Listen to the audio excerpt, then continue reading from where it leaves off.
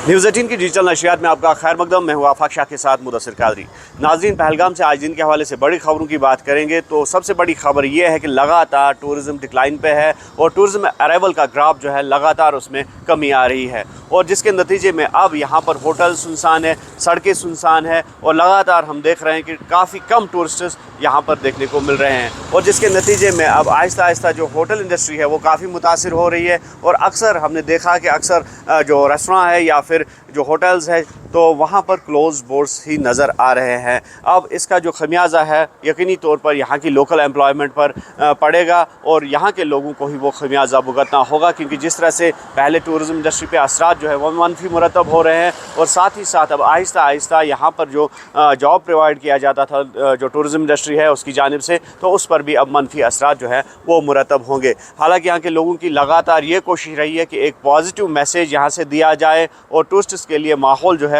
उसको साजगार बना दिया जाए, लेकिन ये बात भी लाजमी है कि कहीं ना कहीं जो खौफ है वो अब भी दिलों में है, वो अब भी जिस तरह से संगीन सूरत हाल बनी हुई है, तो ऐसे में यहाँ पर जो टूरिज़म इंडस्ट्री पर नेगेटिव असरात मुरतब हो रहे हैं वो नुमाया दिख रहे हैं और साथ ही साथ जो टूरिस्ट के लिए सिक्योरिटी के जो इंतज़ामात है वो इन प्लेस दिख रहे हैं और यही वजह है कि यहाँ पर जो सिक्योरिटी है वो तैनात की गई है, चाहे CRPF की बात करेंगे या फिर जो दीगर पैरामिलिट्री फोर्सेस की बात करेंगे या जम्मू कश्मीर पुलिस जो कि फोर फ्रंट है, तो उनकी जानिब से ये कोशिश की जा रही है कि एक जो है सेफ़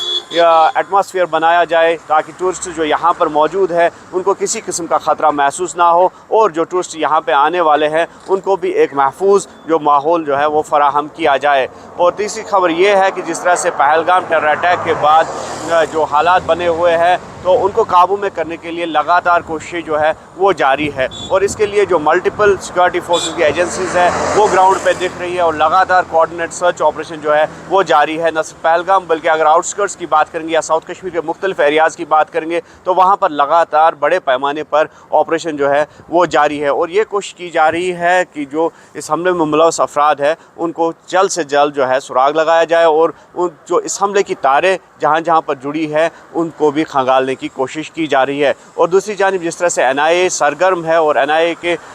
जो है ये केस सुपर्द किया गया था NIA को, तो NIA की जानिब से लगातार इन्वेस्टिगेशन जारी है और जो सस्पिशियस अफराद है तो उनसे भी पूछताछ जारी है और ये कोशिश की जा रही है कि जिस तरह से हमने कहा कि पूरे एंगल जो तमाम जाविये इस केस के हैं तो उनको खंगाला जाए और उनकी बारीक बीनी से जाँच की जाए। मज़ीद ताज़ा खबरों के लिए और अपडेट्स के लिए आप देखते रहे न्यूज़ 18 JKLH और हमें दीजिए इजाज़त।